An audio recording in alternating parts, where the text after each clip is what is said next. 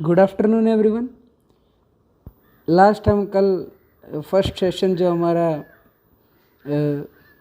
रहा कौमार भृत्य का, उसमें हमने काफ़ी कुछ आपको जल्दी ही समय में बताने की कोशिश की कि अभी जो पीजी एग्ज़ाम की जो डेट है वो बहुत नज़दीक है और इसीलिए आपको क्विक रिवीजन आप लोगों की कैसे हो सके उसके लिए हम ये वीडियोस अपलोड कर रहे हैं। आज रसशास्त्र के बारे में थोड़ी बात होगी और जैसे ये 4 या 5 सेशन हमारे कंप्लीट होंगे, जिस तरह से ज़्यादा रिस्पॉन्स जिस पे आएगा उसी के रिगार्डिंग हम ज़्यादा से ज़्यादा वीडियोस डालने का प्रयास भी करेंगे। आज रसशास्त्र के बारे में बात है, फार्माकोडायनेमिक्स के बारे में बात होगी। थोड़ा ही, बहुत डीप नहीं जाएंगे, जो इम्पॉर्टेंट पॉइंट्स वही यहाँ पर देखे जाएंगे। क्या क्या क्वेश्चंस आते हैं, मेरे को ये भी होप है कि इसमें से आपको 2 या 4 प्रश्न तो जरूर आएंगे। मूल द्रव्य रसशास्त्र में पारद को माना गया। पारद को शिव का वीर्य और शुक्र भी कहा गया है। पार्वती का शुक्र अभ्रक को बोला गया है। रज पार्वती माता का गंधक को बोला है। पारद का प्राण माक्षिक तथा नैवेद्य अभ्रक है। पारद में दोष मिलाया महादेव जी ने भगवान इंद्र के कहने पर। पारद के 5 भेद हैं, रस, रसेंद्र, सूत, पारद और मिश्रक। पारद की पूजाएं भी 5 हैं, पारद भक्षण, स्पर्श, दान, सर्वोपचार और ध्यान। पारद की गतियां 5 बतलाई गई, हंसक, झलक, मलक, धूम गति, जीव गति या अदृश्य। फेनाश्म का सर्वप्रथम वर्णन सुश्रुत संहिता में किया गया। पारद शब्द का उल्लेख चरक संहिता में कहीं नहीं आया है। चरक चिकित्सा 7, चरक चिकित्सा 23 और चरक चिकित्सा 25 में रस या रसोत्तम शब्द का अर्थ पारद ही लिया गया है। सुश्रुत चिकित्सा 25 में मिश्रक चिकित्सा अध्याय में केवल एक स्थान पर पारद शब्द का उल्लेख किया गया है, जो केवल बाह्य प्रयोग किया गया है। भागवत ने 2 स्थानों पर पारद शब्द का उल्लेख लिखा है, जिसका बाह्य एवं आभ्यंतर प्रयोग उल्लेख है। स्थालीपाक का सर्वप्रथम वर्णन आचार्य सुश्रुत ने, भानुपाक का सर्वप्रथम वर्णन अष्टांग संग्रह तथा स्थालीपाक का भी वर्णन किया। त्रिविध लोहपाक में भानुपाक, स्थालीपाक और पुटपाक का वर्णन रसेंद्र सार संग्रह ने किया। स्थालीपाक शब्द का उल्लेख चरक संहिता में सर्वप्रथम किया गया है। मूषा का सर्वप्रथम उपयोग सुश्रुत संहिता में। अंध मूषा का प्रयोग अष्टांग संग्रह में। पारद का आभ्यंतर प्रयोग अष्टांग संग्रह में बोला गया। अंजन का अंतः प्रयोग सुश्रुत ने बोला। पारद का अंजन बनाने के लिए आचार्य अष्टांग हृदय में वाग्भट जी ने बोला। ताम्र सबसे प्राचीन धातु बतलाई गई। ऋग्वेद में ताम्र के साथ हिरण्य, स्वर्ण और कांस्य का प्रयोग भी मिलता है। ऋग्वेद का यह याद रखेंगे। यजुर्वेद में हिरण्य, अयश, स्यास, लौह, शीशा और त्रपु का उल्लेख किया गया है। आप लोगों को बता दूं, जब भी आपका प्रश्न आए कि आयुर्वेद को जानने वाले वैद्य किस वेद में अपनी भक्ति रखें, तो अथर्ववेद में रखने के लिए बोला गया है। आचार्य चरक ने चिकित्सा सूत्र स्थान के 30वें अध्याय में ये बतलाया, आप याद रखेंगे। अथर्ववेद में रजत, लोहित, अयस्क, ताम्र, श्याम, अयस्क और शीशा का उल्लेख मिलता है। अयस्कृति शब्द का उल्लेख चरक संहिता में, अयस्कृति का विस्तृत उल्लेख सुश्रुत संहिता में, धातु भस्म का सर्वप्रथम उल्लेख अष्टांग संग्रह में। चिकित्सा में विषों का प्रयोग, पॉइजन्स का प्रयोग सर्वप्रथम अष्टांग संग्रह में। अलबरूनी का काल 11वीं सदी बतलाया गया। रसशास्त्र का विकास क्रम प्रारंभिक 5 से 8, मध्यम 9 से 12, प्रौढ़ काल 13 से 15 और आधुनिक काल 16वीं सदी से वर्तमान तक माना गया है। लोहित अयस्क से ताम्र, कृष्ण अयस्क से लौह का ग्रहण किया जाता है। अभ्रक का उल्लेख प्राचीन संहिता में नहीं मिलता। न्याय दर्शन में सर्वप्रथम कांच और स्फटिक के साथ अभ्रक का उल्लेख हुआ है। काल निर्णायक धातु यशद है, याद रखेंगे, note down, very important. Nagarjuna का काल 5वीं सदी, सुश्रुत संहिता का प्रतिसंस्कर्ता भी ने कहा गया। संभवतः इस नागार्जुन ने ही रसशास्त्र पर भी कुछ लिखा है। कुब्जिका तंत्र काल 5वीं सदी, इसमें पारद संस्कार तथा ताम्र का रस भेद आदि विषय वर्णित हैं। नेपाल में इसकी पांडुलिपि उपलब्ध हुई है। रसेंद्र मंगल नागार्जुन ने शरहपा का शिष्य रहा। काल 8वीं शताब्दी, प्राचीनतम ग्रंथ है। Nagarjuna the father of the Hindu chemistry, Hindu chemistry को फादर बोला, नोट करेंगे यहाँ पर।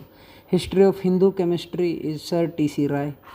नागार्जुन के कुछ अन्य ग्रंथ हैं, कक्ष पुटक यंत्र, रस रत्नाकर, आश्चर्य योग महात्मा, लौह शास्त्र नंदी तंत्र के रचयिता नंदी या नंदी केशर, कालीन का 8वीं शताब्दी। रस सिद्धि शास्त्र या रसायन शास्त्र व्याढ़ी ने लिखा 9वीं शताब्दी में। रस हृदय तंत्र भिक्षु गोविंद ने लिखा, भगवत गोविंद पादाचार्य 10वीं शताब्दी में। तंत्र नाम से कहा जाने वाला प्रथम ग्रंथ यही था। अध्याय अवबोध के नाम से हैं। रसार्णव भैरवानंद योगी हैं 12वीं शताब्दी में। प्रथम संग्रह ग्रंथ का उपलब्ध प्राचीनतम ग्रंथ है। धातुओं की ज्वाला परीक्षा का उल्लेख इन्होंने ही किया है। चरक यहाँ पर धातुओं की ज्वाला परीक्षा का उल्लेख रसार्णव ने, चक्र यंत्र का उल्लेख रसार्णव ने, अध्याय पटल के नाम से है, याद रखेंगे, इंपॉर्टेंट। गोरख संहिता गोरखनाथ ने 12वीं शताब्दी। खेचरी गुटिका और बुभुक्षित पारद का उल्लेख किया गया। अध्याय पटल और शतसहस्री के नाम से रसेंद्र चूड़ामणि सोमदेव 12वीं शताब्दी मुख्य आधार ग्रंथ। रस प्रकाश सुधाकर यशोधर भट्ट 12वीं शताब्दी। रस रत्न समुच्चय रस वाग्भट 13वीं शताब्दी। पिता इनके हुए सिंहगुप्त। यह रसशास्त्र का उत्कृष्ट ग्रंथ है। इसमें 2 खंड 30 अध्याय हैं। 1 से 11 चैप्टर में रसशास्त्र, 12 से 30 चैप्टर में रोगानुसार निदान व चिकित्सा का उल्लेख आचार्य ने किया। सोम रोग का उल्लेख, प्रथम उल्लेख वंगसेन 12वीं शताब्दी में मिला था। शीतवात, स्पर्शवात, जलकर्म रोग, रक्तवात, काकबंध्या का उल्लेख भी इन्होंने किया। 17 मूषा, 27 सिद्ध बोले, 10 पुट बोले, 32 यंत्र बतलाए हैं। 4 कोष्ठी इनका उल्लेख किया है। इसके पूर्व खंड का 2/3 भाग रसेंद्र चूड़ामणि से उद्धृत है। रस रत्न समुच्चय पर टीकाएं तत्वबोधिनी शिवदास सेन, सरलार्थ प्रकाशिनी चिंतामणि शास्त्री खरे के द्वारा, दीपिका टीका हजारीलाल शुक्ल द्वारा, विज्ञान बोधिनी दत्तात्रेय अनंत कुलकर्णी द्वारा, मणि शर्मा ने भी रस रत्न समुच्चय पर टीका लिखी, याद रखेंगे। शारंगधर संहिता शारंगधर ने 13वीं शताब्दी में, पिता दामोदर दास। इनमें 3 खंड हैं, 32 अध्याय हैं, 2600 श्लोक हैं। पूर्व खंड में 7 अध्याय, मध्यम खंड में 12 अध्याय, 1 से 10 तक भैषज्य कल्पना, 11 से 12 में रसशास्त्र। उत्तर खंड में 13 अध्याय, 1 से 12 तक पंचकर्म, 13वें अध्याय में नित्य क्रियाकल्प। टीकाएं शारंगधर संहिता पर दीपिका टीका आडमल द्वारा, आयुर्वेद दीपिका या गुणांत दीपिका रुद्र भट्ट द्वारा, गूढ़ार्थ दीपिका या गूढ़ार्थ संदीपन काशीराम द्वारा, रस रहस्य एवं रसेश्वर सिद्धांत, ये दोनों ग्रंथ माधवकृत सर्वदर्शन संग्रह 14वीं शताब्दी में उद्धृत हैं। अतः इसके पूर्व के लगभग 13वीं शताब्दी के ग्रंथ यही इसका काल बताया गया है। रस राजलक्ष्मी विष्णुदेव द्वारा 14वीं शताब्दी, रससार गोविंदाचार्य 14वीं शताब्दी, रसेश्वर दर्शन माधवाचार्य 14वीं शताब्दी, पारद द्वारा मोक्ष प्राप्ति का वर्णन रसेश्वर दर्शन में किया गया। सर्वदर्शन संग्रह माधव द्वारा 14वीं शताब्दी, रस चिंतामणि अनंत देव सूरी द्वारा 15वीं शताब्दी, अध्याय का नाम सत्वक। रस रत्न प्रदीप रतनलाल रतनपाल सुतमार रामराज के साथ 15वीं शताब्दी में, अध्याय का नाम 5 अधिकार। रस पद्धति आचार्य बिंदु द्वारा 15वीं शताब्दी, रस रत्नाकर नित्यनाथ द्वारा 15वीं सदी, अध्याय का नाम 5 खंड। यहाँ ये 5 अधिकार और 5 खंड का याद रखें। रस रत्नाकर ने 5 खंड बोले हैं और रस रत्न प्रदीप ने 5 अधिकार बोले हैं। रस मंजरी शालीनाथ ने 15वीं सदी, रस संकेत कलिका नैगम कायस्थ चामुंड ने 15वीं शताब्दी, अध्याय का नाम 5 उल्लास, 5 खंड 5 अधिकार, ये याद रखें बेटा, इंपॉर्टेंट है, क्वेश्चन आ जाता है इसके ऊपर। रस नक्षत्र मालिका मंथन सिंह 15वीं शताब्दी, लौह सखस आचार्य सुरेश्वर 15वीं सदी, धातु रत्नमाला गुर्जरीय देवदत्त 16वीं शताब्दी, रसेंद्र चिंतामणि डुंडुकनाथ 16वीं सदी, रसेंद्र सार संग्रह गोपाल कृष्ण भट्ट 16वीं सदी, रसेंद्र कल्पद्रुम रामकृष्ण 16वीं सदी, रस प्रदीप प्राणनाथ वैद्य 16वीं सदी। फिरंग और चोपचीनी का उल्लेख रस प्रदीप में किया गया, याद रखेंगे, इंपॉर्टेंट है, क्वेश्चन आ जाता है। रस कौमुदी ज्ञानचंद्र शर्मा 16वीं सदी, अध्याय का नाम 4 अधिकार। पहले 5 के 3 चल रहे थे, अभी 4 का है, याद रखेंगे, बहुत इंपॉर्टेंट है। रस कामधेनु चूड़ामणि मिश्र 16वीं सदी, अध्याय का नाम 4 पाद, 4 अधिकार फिर 4 पाद हैं। आयुर्वेद प्रकाश माधव उपाध्याय के द्वारा 17वीं सदी, योग तरंगिणी त्रिमल्ल भट्ट द्वारा 17वीं सदी, अध्याय का नाम 80 तरंगे। वृद्ध योग तरंगिणी त्रिमल्ल भट्ट के द्वारा 17वीं सदी, अध्याय का नाम 148 तरंगे। पहले 80 तरंग थी, फिर उसके बाद 148 तरंगे होंगे, याद रखेंगे। योग रत्नाकर मयूरपाद भिक्षु भव्यदत्त नारायण शेखर और नयन शेखर, इन्होंने 17वीं सदी में। भैषज रत्नावली गोविंदास सेन ने, बहुत इंपॉर्टेंट है, याद रखेंगे, 18वीं सदी। रस तरंगिणी सदानंद शर्मा 20वीं सदी, अध्याय का नाम 24 तरंगे। 20 यंत्रों का इन्होंने उल्लेख किया रस तरंगिणी में सदानंद शर्मा ने, याद रखेंगे, बहुत इंपॉर्टेंट है। भारतीय रसशास्त्र वामन गणेश देसाई 20वीं सदी। रसमित्र त्र्यंबकनाथ शर्मा 20वीं सदी। पारद विज्ञानी वासुदेव मूल शंकर द्विवेदी 20वीं सदी। आयुर्वेद सार संग्रह रामनारायण शर्मा 20वीं सदी। आयुर्वेद सार संग्रह वैद्यनाथ के द्वारा, ये भी याद रखेंगे, इंपॉर्टेंट है। आयुर्वेदीय खनिज विज्ञान कविराज प्रताप सिंह 20वीं सदी। बृहद रसराज सुंदर पंडित दत्ताराम चौबे 20वीं सदी। रसायन सार श्याम सुंदर आचार्य वैश्य 20वीं सदी। पारद संहिता निरंजन गुप्त 20वीं सदी।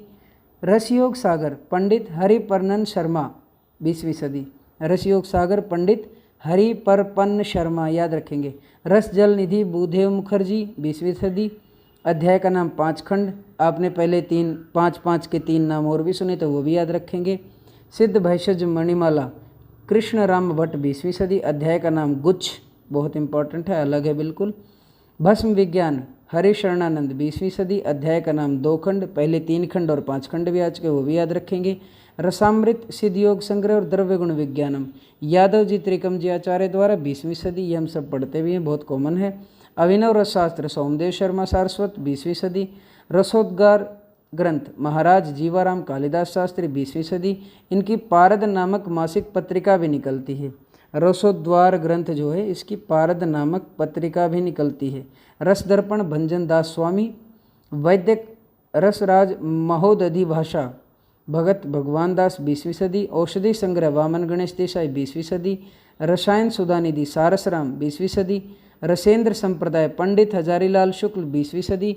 शुल्भ शास्त्र हरिशंकर शर्मा 20वीं सदी। रसेंद्र पुराण रामप्रसाद शर्मा 20वीं सदी। आयुर्वेदीय रस शास्त्र सिद्धिनंदन मिश्र 20वीं सदी। रस प्रदीपिका मंगलगिरी सूरी 20वीं सदी। राजतरंगिणी कल्लड़ कर्पूर मंजरी राजेश्वर 20वीं सदी। मालती माधव भवसुती 20वीं सदी। आनंद कंद मंथान भैरव 20वीं सदी। अध्याय का नाम उल्लास रखा, पहले भी एक उल्लास आया था, उसको भी गुच्छ को भी याद रखें, गुच्छ बहुत इंपॉर्टेंट है। सिद्ध सिद्धांत पद्धति एवं सिद्ध सिद्धांत संग्रह बल भट्ट पंडित जी ने 20वीं सदी में की। ये आज हम रसशास्त्र के जो इम्पोर्टेंट पॉइंट्स हैं यहाँ पर आज इनको ख़त्म करते हैं। आप इन पॉइंट्स को लर्न करेंगे, 2 से 4 क्वेश्चन इसमें से आ जाते हैं। Stay home be safe session हमारा ऐसे ही चलता रहेगा 4 से 5 दिन तक। उसके बाद आपसे एडवाइस हम अभी भी ले रहे हैं, आगे भी लेंगे कि किस टॉपिक के ऊपर या किस संहिता के ऊपर या किस सब्जेक्ट के ऊपर आप लोगों को उसके इम्पोर्टेंट टॉपिक्स चाहिए, और फिर हम उसी के रिगार्डिंग जब तक 28 सितंबर नहीं आ जाती तब तक हम अपने सेशंस को इसी प्रकार आपकी हेल्प के लिए डालते रहेंगे। Stay home be safe. Thank you so much.